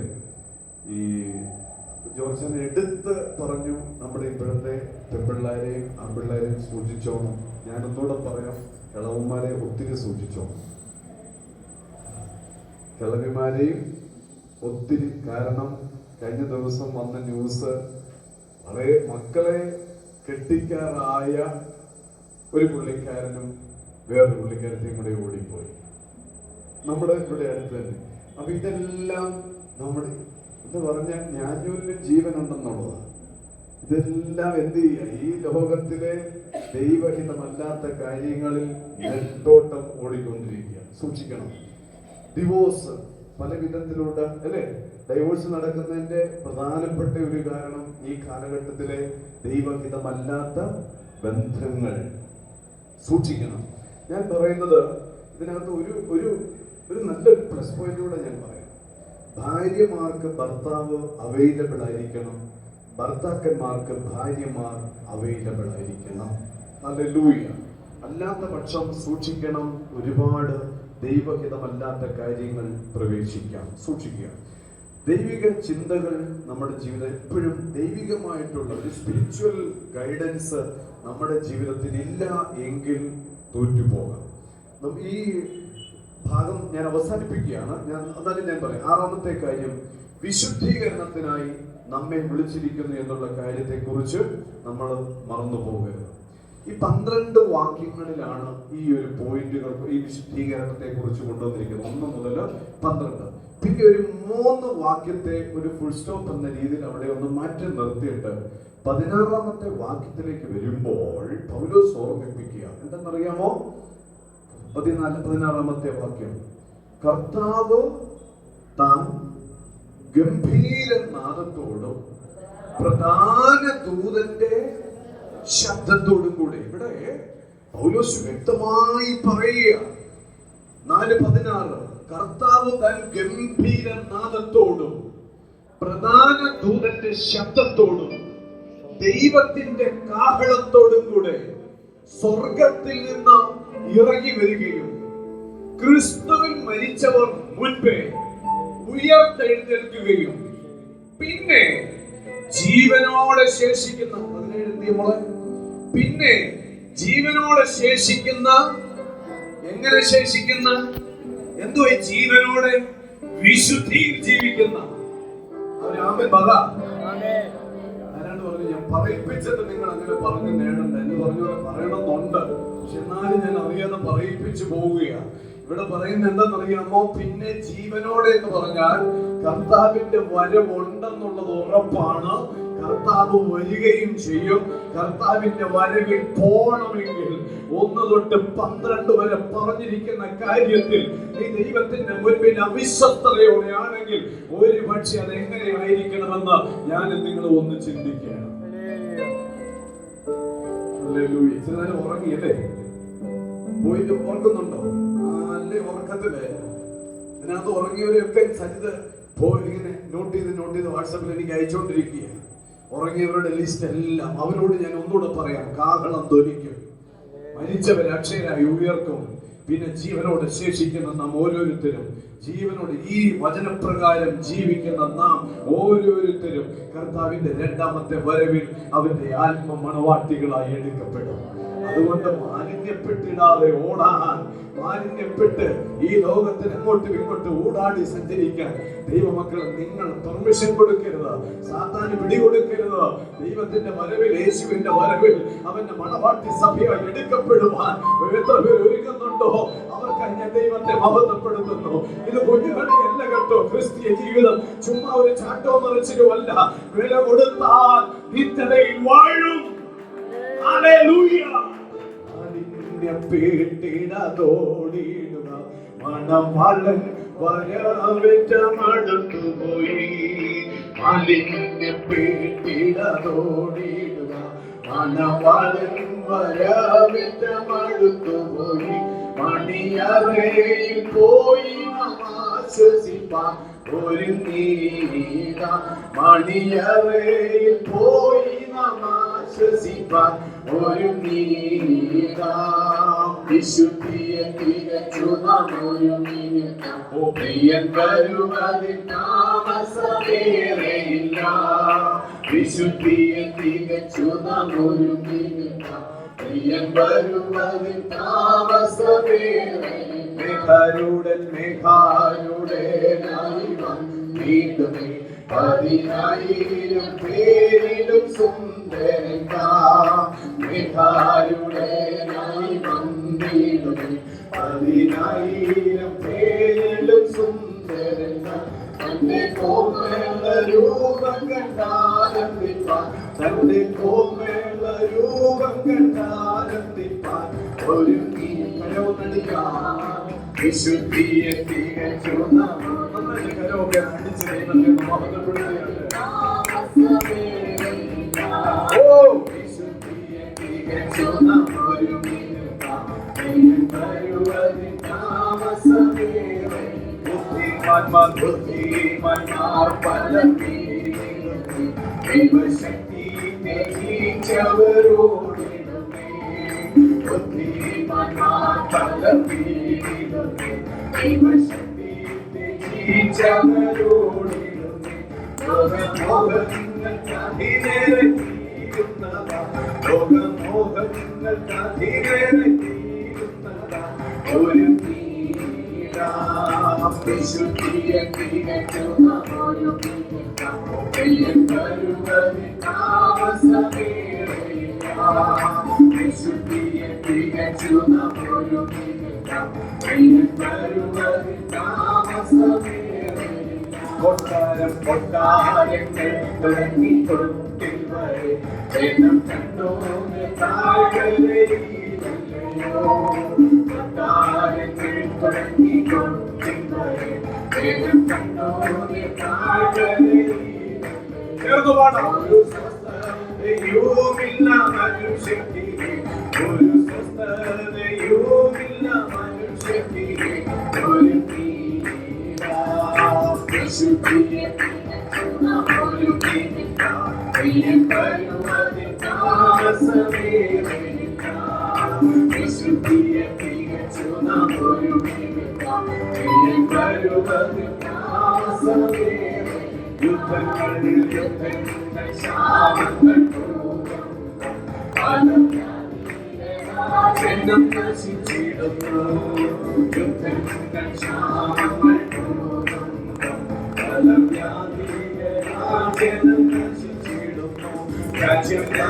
രാജ്യങ്ങളോടെടുത്തു തുടങ്ങിയല്ലോ.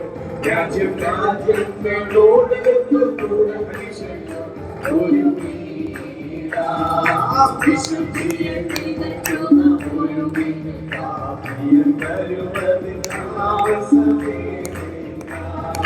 വിശുദ്ധിയെ തികച്ചു നാം ഒരുങ്ങിനിൽക്കാം. പ്രിയൻ വരുവതിൽ താമസമേറെയില്ല. വിശുദ്ധിയെ തികച്ചു നാം ഒരുങ്ങിനിൽക്കാം. പ്രിയൻ വരുവതിൽ താമസമേറെയില്ല. വിശുദ്ധിയെ തികച്ചു നാം ഒരുങ്ങിനിൽക്കാം. പ്രിയൻ വരുവതിൽ താമസമേറെയില്ല. മണവാളന്റെ വരവിന്റെ സമയമായി നമ്മൾ ഒരുങ്ങിയിട്ടുണ്ടോ എന്നുള്ളതിനെ കുറിച്ച് നമ്മള് സ്വയം ഒന്ന് ചിന്തിച്ചോണം. മണവാളൻ വരും. 2 പേര് തിരികെട്ടിൽ പിടിച്ചുകൊണ്ടിരിക്കുക. മണവാളൻ വന്നു, ഒരുത്തൻ എടുക്കപ്പെട്ടു, ഒരുത്തൻ ഇവിടെ ഇടിച്ചുകൊണ്ടിരിക്കുക. 2 പേര് കിടന്നുറങ്ങി. മണവാളൻ വന്നു, ഒരുവൻ എടുക്കപ്പെട്ടു, ഒരുത്തൻ നല്ല ഉറക്കത്തിലാണ്. ഹല്ലേലൂയ. ഒരുങ്ങിയിട്ടുണ്ടോ ദൈവമക്കളെ? നമ്മുടെ ജീവിതം വിശുദ്ധമായിരിക്കട്ടെ. നമ്മുടെ നടപ്പ് നിർമ്മലമായിരിക്കട്ടെ. നമ്മുടെ മണവാളൻ യേശു മാത്രമായിരിക്കണം. നമ്മുടെ കാന്തൻ ആരായിരിക്കണം? ഒരു ദിവസം സൈച്ചാന്റെ വീടിന്റെ അടുത്തൊരു കൺവെൻഷൻ നടക്കുക. ഈ കൺവെൻഷൻ നടന്നുകൊണ്ടിരിക്കുമ്പോൾ അവിടുത്തെ പ്രാസംഗികൻ കൺവെൻഷന്റെ സ്റ്റേജിന്റെ പുറകിൽ, കൺവെൻഷന്റെ പിന്നിൽ അധ്വാനിച്ച ഒരു നല്ല സഹോദരന്റെ ഭാര്യയും ഈ കൺവെൻഷൻ പ്രാസംഗികനും ഈ സ്റ്റേജിന്റെ പുറകിൽ ആവശ്യമില്ലാത്ത സംസാരവും തോണ്ടലും തൊടിയിലും ആണോ? ഞങ്ങളെ ഒത്തിരി വേദനിപ്പിച്ചു. എത്ര നാളായി അത്? എത്ര വർഷമായെന്നറിയാമോ? സൂക്ഷിക്കണം. ഒരു 6 വർഷമോ എങ്കിലും ഈ നമ്മുടെ. അതുകൊണ്ട് നമ്മൾ ആദ്യം നമ്മൾ ദേവദാസന്മാരെ എന്ത് ചെയ്തോണം? ഒന്ന് സൂക്ഷിച്ചോണം. ദേവദാസന്മാരെ നമ്മൾ ശരിക്കും ഒരു നോട്ടം നോക്കിക്കോണം. ഞാൻ എങ്ങനെയാ ശുശ്രൂഷിക്കുന്നത്, എങ്ങനെയാണെന്നുള്ളത്. ഞങ്ങൾ ഈ വിഷയം 1 വർഷത്തോളം ഞങ്ങൾ പറഞ്ഞു വേദനിച്ചത് ഞാനും സഹിച്ചാനില്ല. സ്വന്തം ഭർത്താവിനെ ഇട്ടിട്ട് അവൾ ഓടിപ്പോയി കുറെ നാൾ. എന്നിട്ട് പിന്നെ തിരിച്ചും വന്നു. എന്തോ ഒരു സംഭവങ്ങൾ നമ്മുടെ മുൻപിൽ നടമാടുന്നു. സൂക്ഷിക്കണം. ആത്മീയ ജീവിതത്തിൽ വിശുദ്ധി എന്നുള്ളത് കൈ മുറുകെ പിടിച്ചോ. ഇങ്ങനെ ഇത് മുറുകെ പിടിച്ചോണം. വിട്ടേക്കരുത്, വിട്ടുകളയരുത്. ഒരു വിരൽ പോലും അഗൻസ്റ്റ് ആയിട്ട് നൂർത്തേക്കരുത്. മുറുകെ പിടിച്ചോണം വിശുദ്ധി. എന്തിനാണെന്നറിയാമോ? ഇവിടെ നിന്നൊന്നും കൊണ്ടുപോയില്ലേലും കർത്താവിന്റെ വരവിൽ പോകാൻ പറ്റും. അതുകൊണ്ട് ചിലപ്പോൾ വീട് തേച്ചെന്ന് വരും, തേച്ചില്ലെന്ന് വരും, പെയിന്റ് അടിച്ചെന്ന് വരും, അടിച്ചില്ലെന്ന് വരും, വണ്ടി കിട്ടിയെന്ന് വരും, കിട്ടിയില്ലെന്ന് വരും.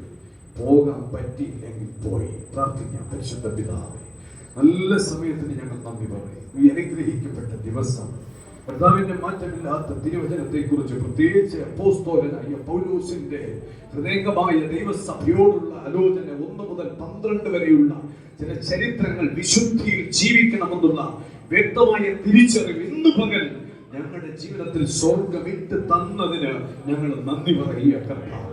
ലോകം മുഴുവനും ലോകത്തിലെ നന്മകൾക്ക് വേണ്ടി ഓടിക്കൊണ്ടിരിക്കുമ്പോൾ കർത്താവിന്റെ വരവിൽ ഒരുക്കപ്പെടുവാനുള്ള സഭയായി ഗ്രേസ് ഫാമിലിയെ കർത്താവ് ഒരുക്കുന്നതിനായി ഞങ്ങൾ നന്ദി പറയുക കർത്താവ്. ലോകത്തെ ഒരെണ്ണവും നഷ്ടപ്പെട്ടു പോകാൻ എന്റെ തമ്പുരാൻ ഇടയാകരുത്. ഈ ലോകം കൊണ്ട് വരുന്ന മോഹങ്ങൾക്ക് അധീനരായി തീരാതെ, ഇരയായി തീരാതെ, വീണു പോകാതെ എന്റെ സ്വർഗ്ഗം ഈ കുടുംബത്തെ സൂക്ഷിക്കണമേ, ഈ സഭയെ അനുഗ്രഹിക്കണമേ, അതിനായി ഒരുക്കണമേ എന്ന് ഞങ്ങൾ ദൈവത്തിന്റെ സന്നിധിയിൽ പ്രാർത്ഥിക്കുന്നു. ഈ കുടുംബത്തെ മുഴുവനും ഭവനങ്ങളിലായിരിക്കുന്ന ഗ്രേസ് ഫാമിലിയുടെ ഭാഗമായിരിക്കുന്ന പല കുടുംബങ്ങൾ സാമ്പത്തികപരമായി രോഗപരമായി ഒക്കെ ആയിരിക്കുന്നവരെ ഒക്കെയും ഞങ്ങൾ അനുഗ്രഹിച്ച് അവകാശങ്ങൾ ഞങ്ങൾ പ്രാർത്ഥിക്കുന്നു. ഒരു വ്യക്തി പോലും ലോകത്തിന്റെ ഇഷ്ടങ്ങൾക്ക് വിധേയപ്പെട്ട് ഈ ഭൂമിയിൽ നാനാവിധമായി പോകാതെ സ്വർഗം അവരെ സംരക്ഷിക്കണമേ എന്ന് ഞങ്ങൾ പ്രാർത്ഥിക്കുന്നു. മദ്യങ്ങൾക്ക്, മയക്കുമരുന്നുകൾക്കൊക്കെ അടിമപ്പെട്ട് ജീവിക്കുന്ന എത്രയോ യുവതി യുവാക്കളുണ്ട് കർത്താവേ. അവരൊക്കെയും ദൈവത്തിന്റെ രാജ്യത്തിലേക്ക് മടക്കിക്കൊണ്ടുവരണമേ, മനസ്സാന്തരത്തിലേക്ക് കൊണ്ടുവരണമേ, വിശുദ്ധ ജീവിതത്തിലേക്ക് കൊണ്ടുവരണമേ എന്ന് ഞങ്ങൾ സർവശക്തനായ ദൈവത്തോട് പ്രാർത്ഥിക്കുന്നു. സ്വർഗം അങ്ങനെ ചെയ്യുന്നത് കൊണ്ട് സ്തോത്രം താഴ്ത്തി ഏൽപ്പിക്കുന്നു. ഞങ്ങളെയും ഞങ്ങളുടെ ചിന്തകളെയും ഒക്കെ തമ്പുരാനെ അവിടെ നിറയുന്നല്ലോ. ഈ ശരീരം എന്ന് പറയുന്നത് ഞങ്ങളുടേതല്ല, അത് ദൈവത്തിന്റെ 3-ാം ആളത്വമായി പരിശുദ്ധാത്മാവിനെ വസിക്കുവാനുള്ള മന്ദിരമാണെന്നുള്ള ബോധത്തോടെ ജീവിപ്പാൻ ഞങ്ങളെ പഠിപ്പിക്കണമേ. വഴിപിഴച്ചു പോകുന്ന ഈ യുവതലമുറകൾക്കൊക്കെ ദൈവഭയവും ദൈവിക ജ്ഞാനവും കൊടുക്കണമെന്ന് ഞങ്ങൾ പ്രാർത്ഥിക്കുന്നു. അവരെ ശിക്ഷണത്തിലും ദൈവഭയത്തിലും വളർത്തുവാനുള്ള കഴിവ് ഞങ്ങൾക്ക് തരണമേ എന്നും അങ്ങയോട് ഞങ്ങൾ ഈ സമയം പ്രാർത്ഥിക്കുന്നു. ഞങ്ങൾ പിരിയുന്ന കൃപ കൂടിയിരിക്കണം, എല്ലാ നന്മകളാലും നിറയ്ക്കണം. മാനവും മഹത്വവും പുകഴ്ചയും ബഹുമാനവും എല്ലാം ത്രിയേക ദൈവത്തിന് മാത്രം ഈ സമയം ഞങ്ങൾ കരയേറ്റുന്നു. യേശുവിന്റെ മഹത്വമുള്ള നാമത്തിൽ തന്നെ. പിതാവാം ദൈവത്തിന്റെ സ്നേഹവും പുത്രനാം യേശുവിന്റെ കൃപയും ആശ്വസിപ്പിച്ചു വഴി നടത്തുന്ന പരിശുദ്ധാത്മാവാം ദൈവത്തിന്റെ കാവലും കൂട്ടായ്മയും നാം ഏവരുടെ മേലും, നമ്മുടെ ഭവനങ്ങളുടെ മേലും, നമ്മളെ ഏൽപ്പിച്ച എല്ലാ ആത്മീയ ശുശ്രൂഷകളുടെ മേലും, പ്രത്യേക ഇന്ന് വചനം ശുശ്രൂഷകർ കർത്താവിന്റെ ദാസന്റെ മേലും കുടുംബത്തിന്റെ മേലും ഇന്നും എന്നും എല്ലാം ഇപ്പോഴും ഉണ്ടായിരിക്കുമാറാകട്ടെ. അർഹപ്പെട്ട കുഞ്ഞാട യേശുവിനെ ചേർന്ന് നമുക്ക് മഹത്വം കരയേറ്റാം. ഹല്ലേലൂയ, ഹല്ലേലൂയ, ഹല്ലേലൂയ, ഹല്ലേലൂയ, ഹല്ലേലൂയ. ആമേൻ. കർത്താവായ യേശുവേ വരേണമേ. ദൈവം നമ്മെ എല്ലാവരെയും ധാരാളമായി അനുഗ്രഹിക്കുമാറാകട്ടെ. ആമേൻ, ആമേൻ, ആമേൻ, ആമേൻ.